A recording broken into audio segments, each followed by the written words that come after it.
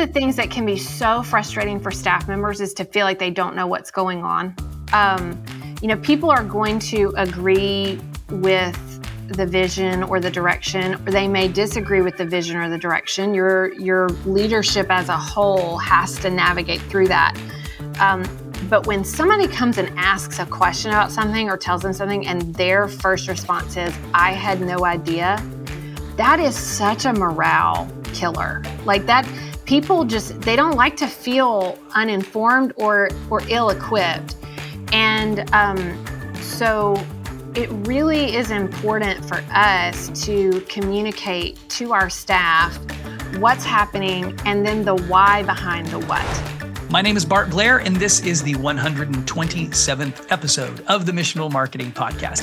Thanks so much for tuning in to this week's episode. We shall affectionately refer to it as Season 4, Episode 3, because we are in our 4th season. So glad that you've tuned into this week's show. If you haven't ever subscribed wherever you're listening, make sure that you do that. And if you're a person that likes to leave ratings and review, come on, you do it when you go to your favorite restaurant or you're staying at your favorite hotel or resort. Make sure that you leave us a rating and review. Leave us a 5-star review and let us know what you think of the show. You know how the algorithms of the internet work, and that will help more people find the podcast. And our goal really is just to help churches grow by leveraging digital marketing and effective communication. So the majority of our content on this podcast is related to church marketing and church communications. From time to time, we'll mix in some church leadership or some other things. But today's episode is one that we're going to drill down on some church comm stuff with a fantastic church communications director who I will introduce you to in just one moment. If you happen to be watching on our YouTube channel, 2 things that I want you to know. One is that we always post a question at the top of the comments section, and we'll love to engage with you there. So scroll on down and answer that question, and let's have some conversation. The other thing that you want to note is that you ought to ring the bell after you subscribe so that you get notified when new episodes are available. And we're actually adding some new content to our YouTube channel that is related to AI for churches, artificial intelligence for churches. In fact, we have a brand new podcast called AI for Churches. If you were tuned into last season, you might recall that the last episode of season 3 was a cross-posted episode with our senior developer from Missional Marketing. His name is Jason Collier, and he was a guest on the AI for Churches podcast. I actually had the privilege of being a guest on the AI for Churches podcast, one of the first episodes. I honestly don't know if it's actually been released yet, but I recorded it a couple of months ago. And so you can tune into the AI for Churches podcast. In fact, take things one step further and dial this up on your computer, ai.missionalmarketing.com. That's ai.missionalmarketing.com. We have launched a complete website forum for all things related to artificial intelligence for churches. We want to be a key resource for you and your team and your church to help you discern what tools are available to you, how you can be leveraging those tools to reach more people for Jesus. That's ultimately what we want to do, is expand God's kingdom. And we believe that there are some AI tools that are out there that can probably be very useful in helping us do that. So make sure that you check that out, ai.missionalmarketing.com. Today's episode of our podcast is one that, again, I'm really excited to share with you. The guest that we have is named Amy Whitfield. She is the communications director at Summit Church in North Carolina. I've known of Amy for a really long time. This was the first opportunity that I got to actually meet her, was when Jason and I interviewed her just a couple of weeks ago. Amy has a long history in communications, but mostly related to denominational service. She works with the Southern Baptist Executive Committee. She's done a lot of different things, and she's going to share about that in this interview. But she serves in a fantastic, fast-growing church. Summit Church is, 7, 8, 9 campuses. I'm not sure how many locations they have. I think she explains that in the podcast. J.D. Greer is the senior pastor there, phenomenal leader, incredible communicator. And Amy is just a wealth of knowledge and information. In fact, we're going to bring her back on the show because she hit a few highlights on some things that we really need to do a deeper dive into that we didn't have the opportunity to do in this particular episode. So we'll have Amy back on the podcast, hopefully later on this fall.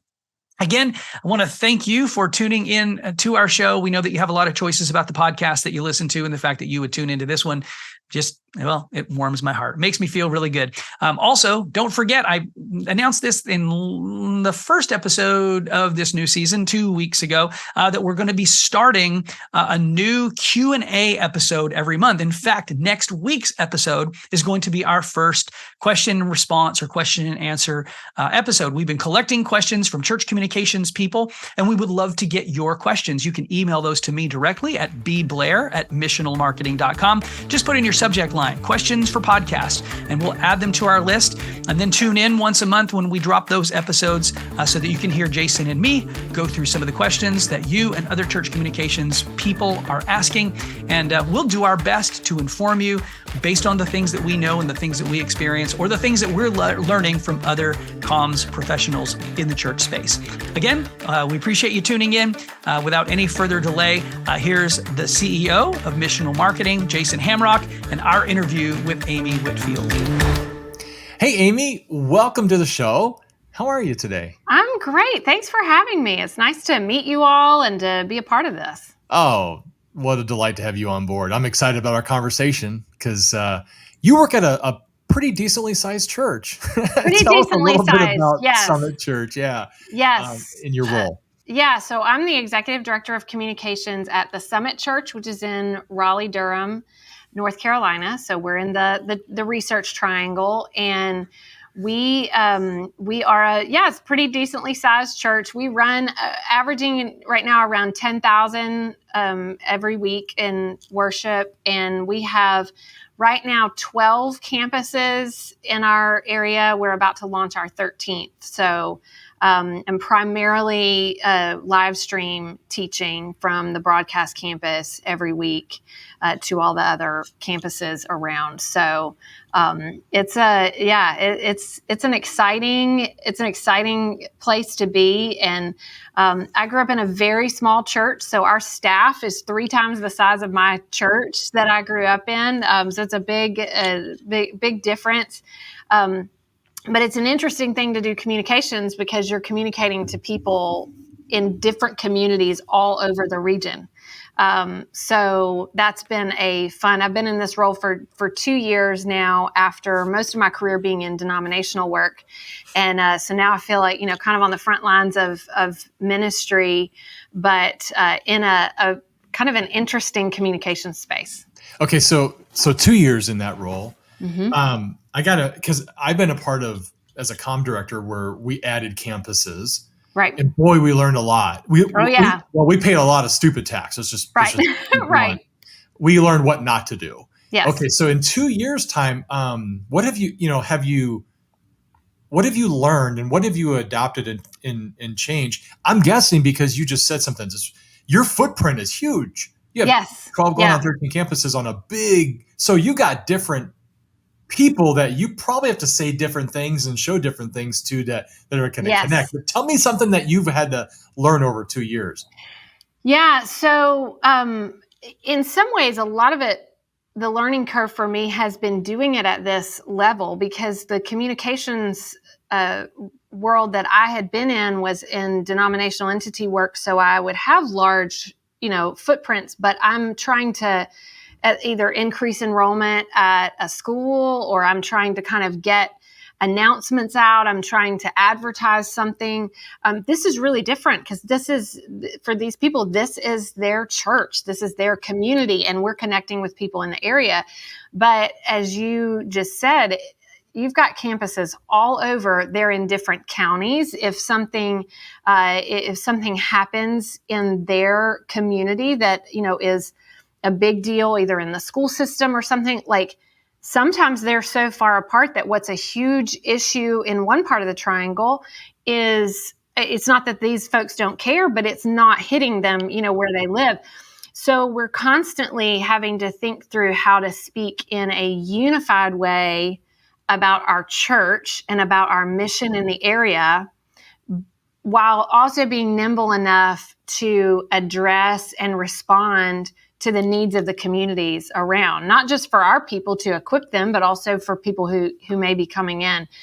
So it's kind of an interesting fence to walk all the time, to sort of keep that DNA, that ethos of our church really spilling out, but also recognize that they're doing it in different contexts.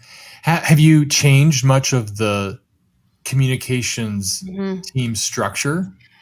Yeah. So when I came in, there were a handful of things that that Summit was really trying to expand on.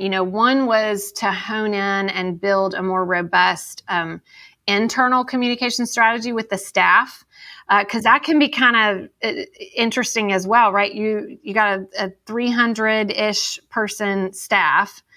We have a central staff, and then we have campus teams all over the triangle. And getting people, first of all, just getting word out about anything. What you don't want is that news about church initiatives, changes that are happening to be just trickling out because folks don't feel like they're, super connected. You also want to make sure that as things happen, you're equipping people so that if members come and ask them a question, they don't feel caught off guard. And so one of the first things I did was to really sit down and help develop a robust strategy for how to communicate things to our staff before we ever even roll out, to the church as a whole. And so we have lots of, different circles of communication depending on the issue. And then the other thing, a lot of my background is in crisis management or crisis communication. I like to say crisis communication more than anything, because crises are going to happen, and what people need is they need clear communication in the midst of it. And so, also when you're dealing with that many people, a small crisis, if it's handled well, you are able to minister to people and to help them.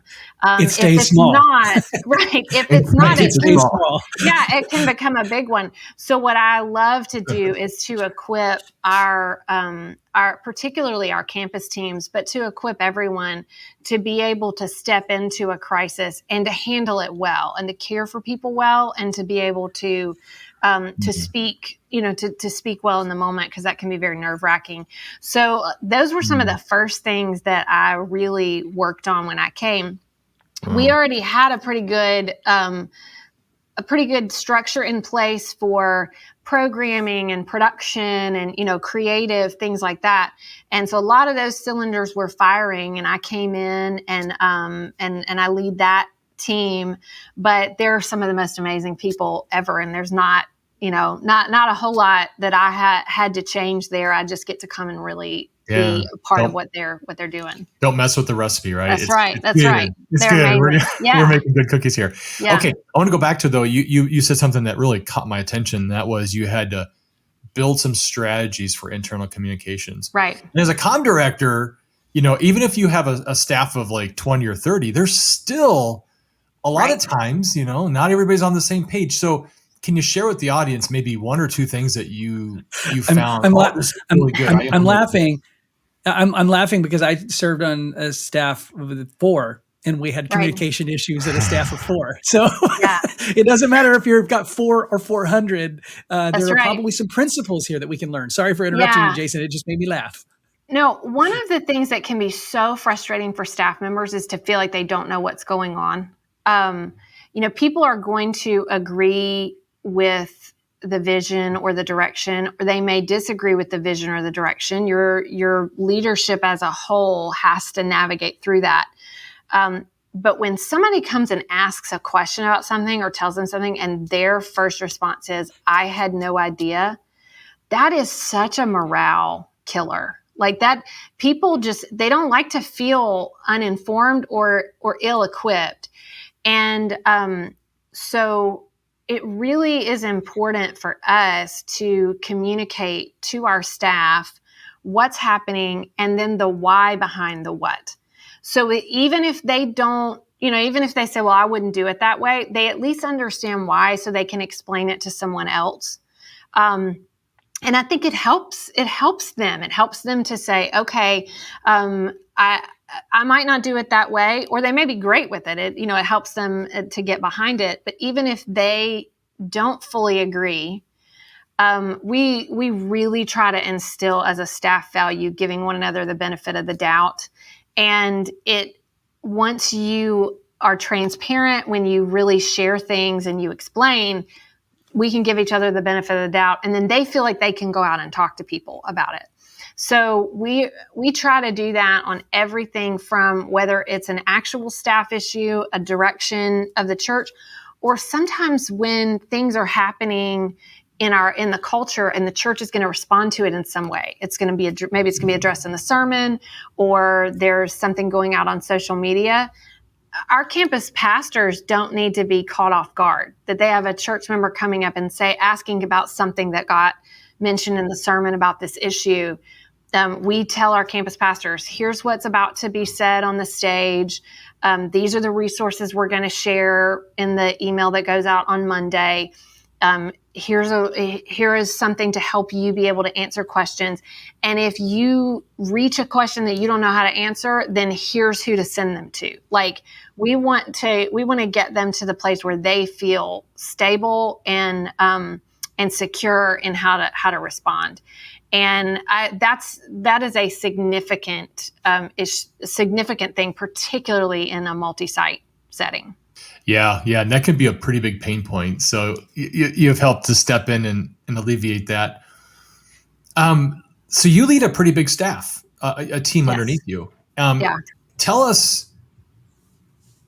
I'm happy to be a little vulnerable here. Tell us something you're struggling with in leading your team, and then tell us something like, I'm doing this with my team and it's working really, really well. So obviously, I think one of the biggest struggles that we have as a team comes in the size, and then we have people doing so many different things, and they're in different places. So everybody's got different schedules.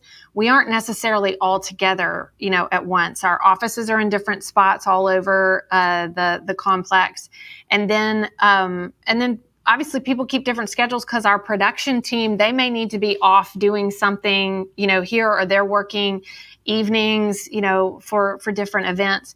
And so trying to stay connected is tough. And especially because turnover rate is always, you got new people coming on, or maybe people, they move or something happens. We're a pretty heavy sending church. So a lot of times we have folks that go out with church plants and things like that. So just keeping folks connected can be a real challenge. We try to use a lot of different tools. We have lots of regular one-on-one meetings between supervisors and people directly under them. We have, Slack channels and, things just to keep relationships going, because we got to be able to trust each other, especially when when things get crazy on a weekend or, something like that. So trust is huge. Absolutely.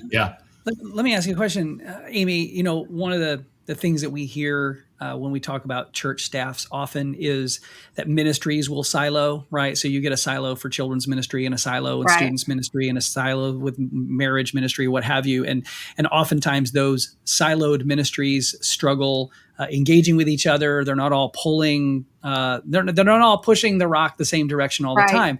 You have so much diversity in your staff in what you're accomplishing, internal, external, production. How do you prevent silos from happening even within the ministry teams that you lead? Yeah, that is a constant thing we're always having to fight. And you always have to sort of get counterintuitive.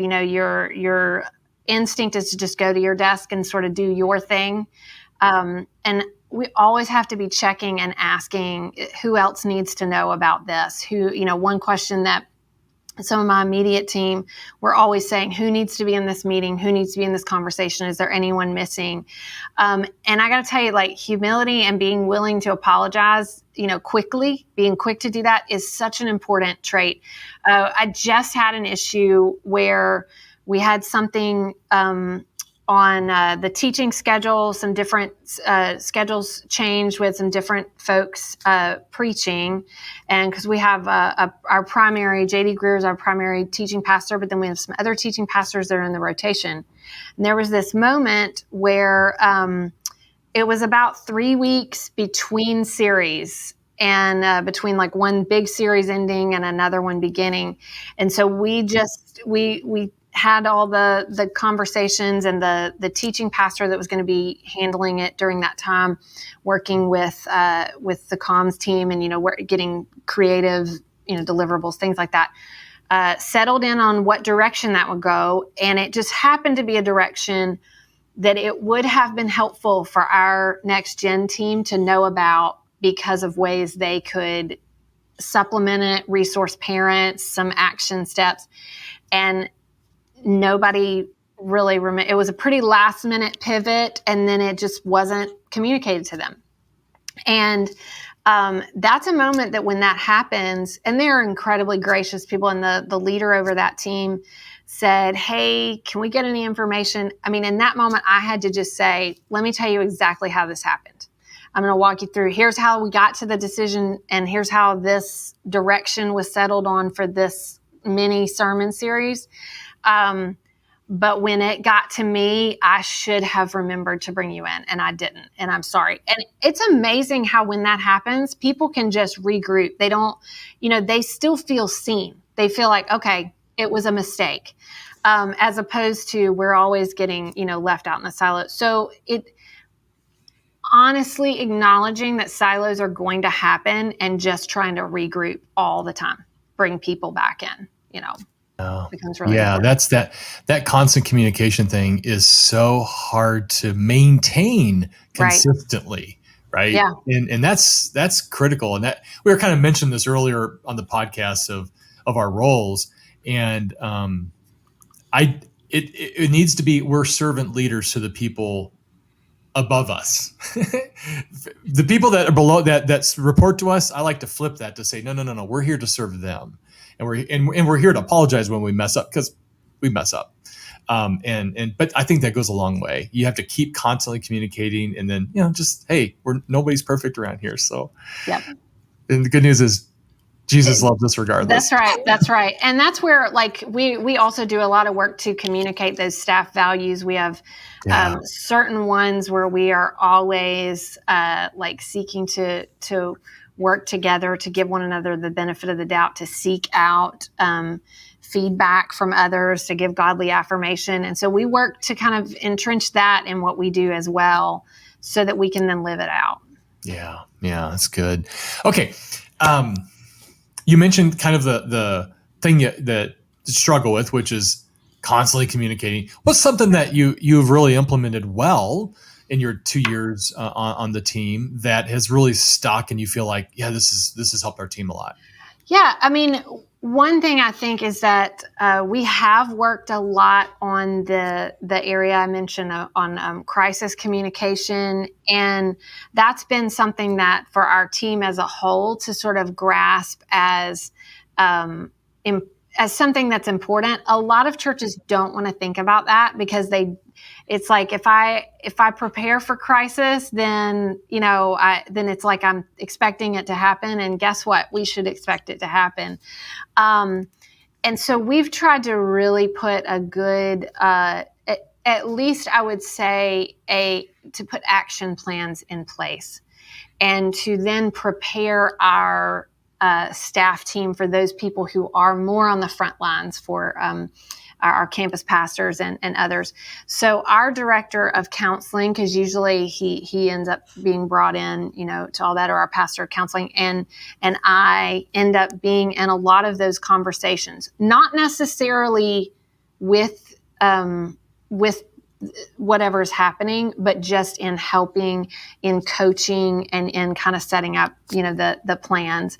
And some of that's, again, beforehand, where you're preparing people for when this type of thing comes. And then some of it is when they need advice.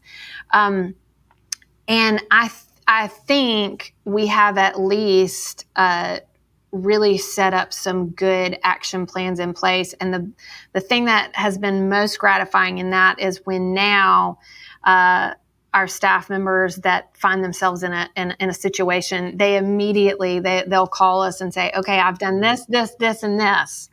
And you're like, great, you're doing great. You got it. That's when you kind of know, and again, even as I say that, I could get a call tomorrow and there's something that is incredibly difficult. So we know in some ways that the Lord goes before us in that, and we have to really trust. but that's been, I think, an important thing to be able to set up.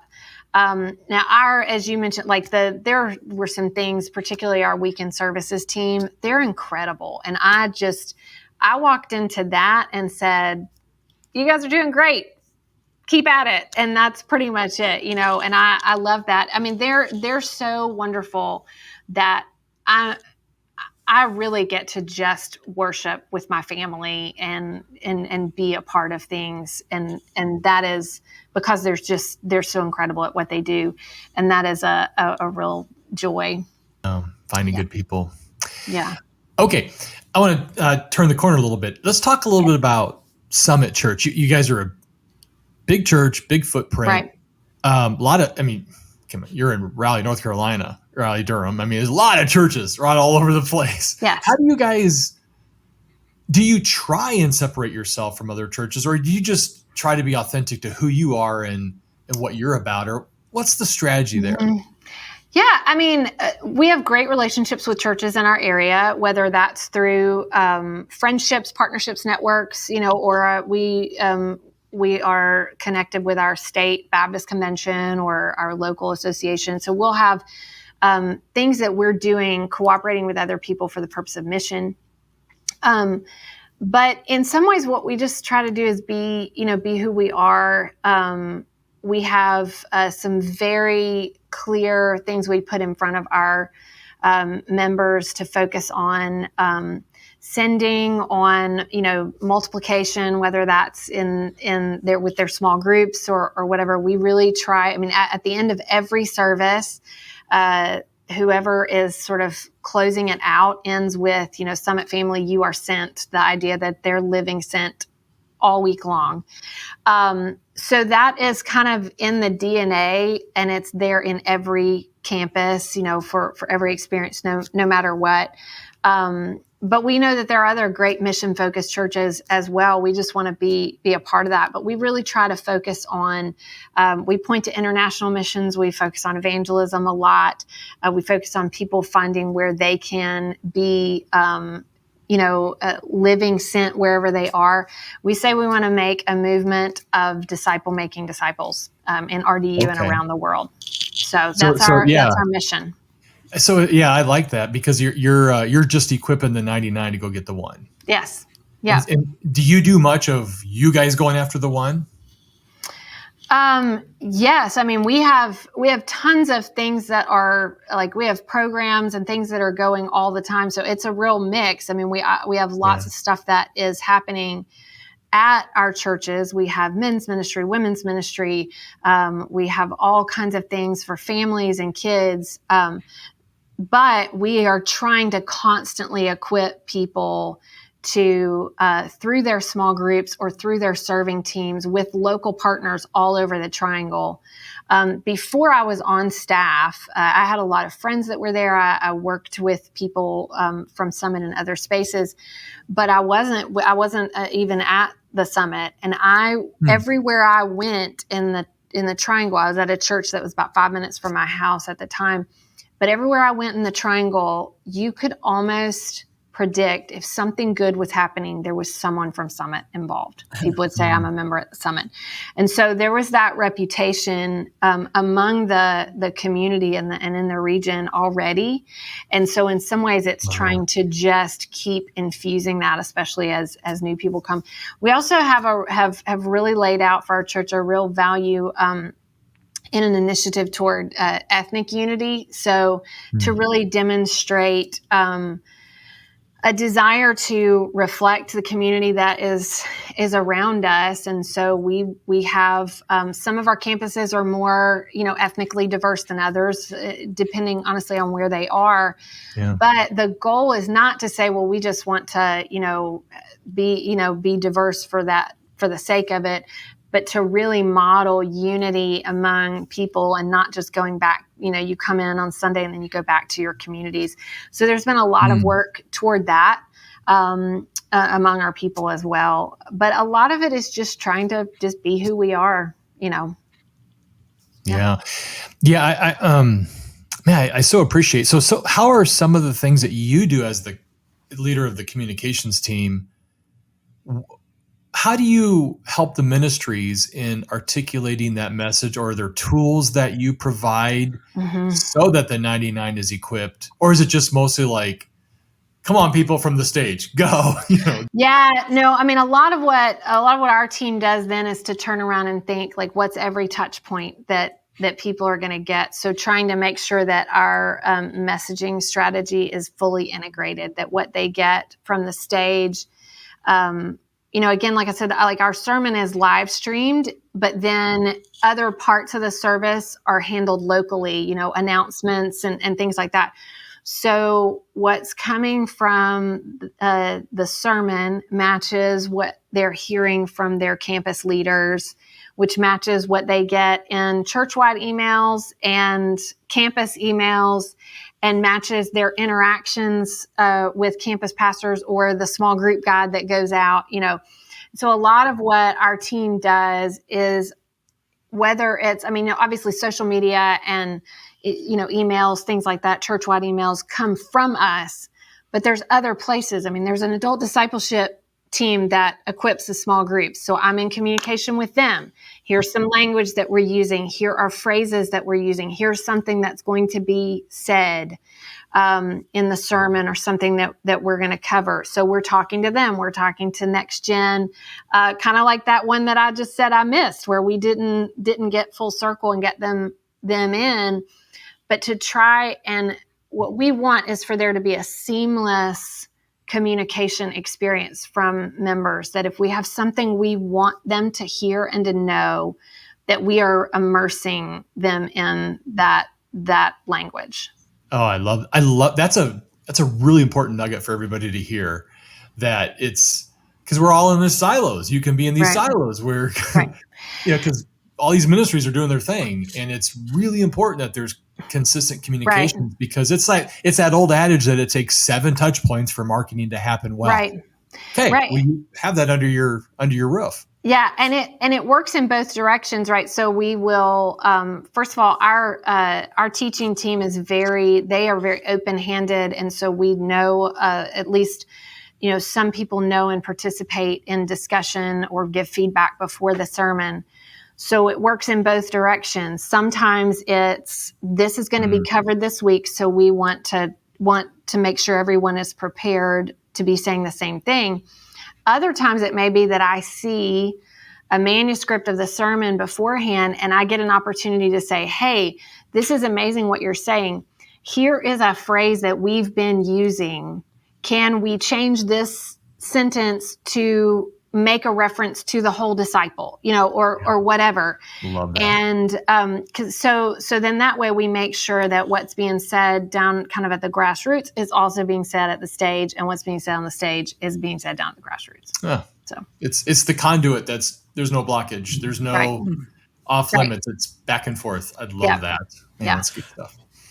Wow. First time we've ever used the word blockage in a podcast. Sorry, that just stood out to me. I have Metamucil jokes coming, and I'm just going to stop. Now you had to go there. I'm glad I could provide that. Sorry. Okay. Woo! I told you I was just going to pipe in and be funny every once in a while, Amy. You've got to have that in a podcast. Yes. That's funny. Hey, I'm watching the clock, and I want to know, Amy, if you'll share with us, who you are learning from. Who do you listen to? Do you have books that you've read, podcasts? I do want to mention this. I'm just going to say this, and I'm going to put it on the podcast. You talked a little bit, or you've talked actually quite a bit about your experience in crisis management, crisis response.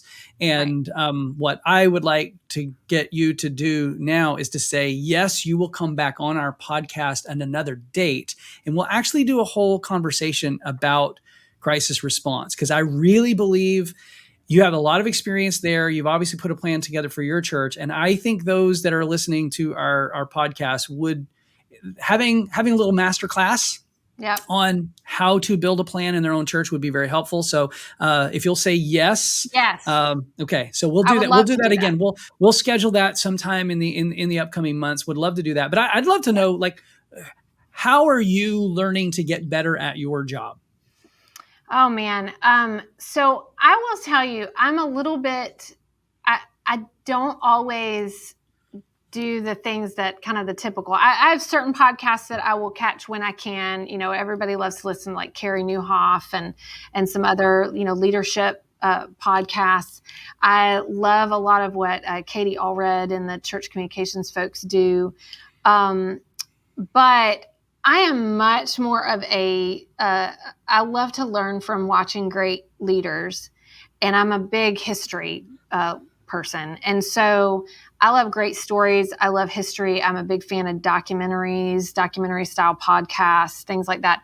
I learn more from watching something like, the American Experience on PBS, or listening to interviewing anyone who's really great at what they do, and just kind of, whether it's learning from their mistakes, or learning from, the example. So it's a little bit different than a lot of folks might do, but that's what I end up doing a lot.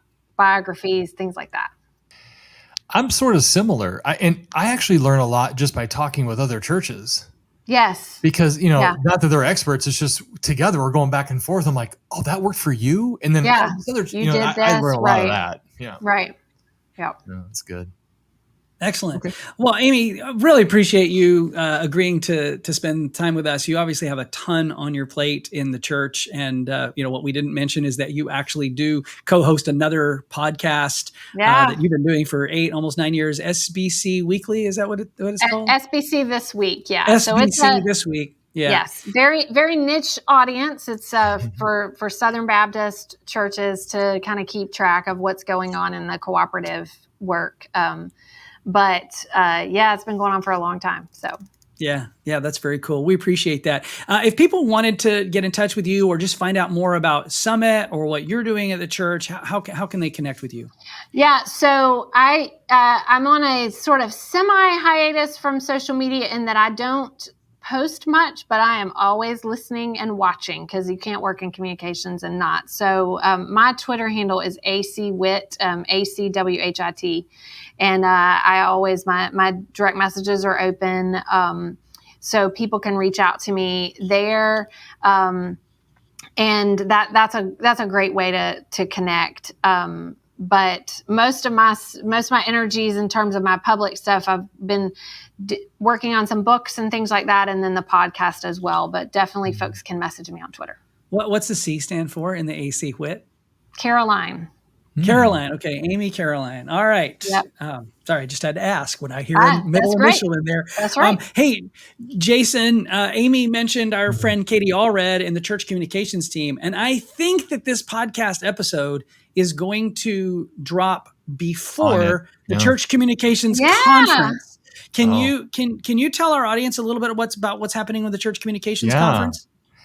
It's coming up in Nashville, September 21st, 22nd, I believe. And so Katie and I are hosting that, and we're so pumped. You are. I didn't even realize that. That's awesome. I mean, I've been getting all the stuff from it, and I'm from Nashville, so that's my home, and I love it. All right. Yeah. All right. Yeah. Yes, we're pumped about this. And I think I don't know when this is going to drop, but you want to be a part of that. We're so excited. We've been working on all the stuff that we're going to roll out, and we got some curriculum that's going to be rolling out. Super pumped about that. And our guests, our speaker lineup is like through the roof awesome. So it's going to be a lot of fun. Nashville, 21st, 22nd of September. Very cool. All right. Yeah. Hope to see a bunch of you there. Hey, thanks again for tuning into the show.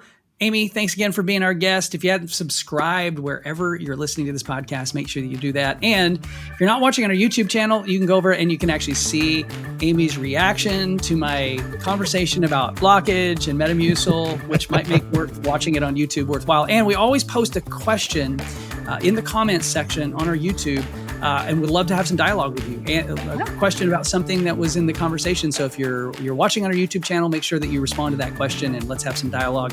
Thanks again for tuning in to another episode of the Missional Marketing Podcast.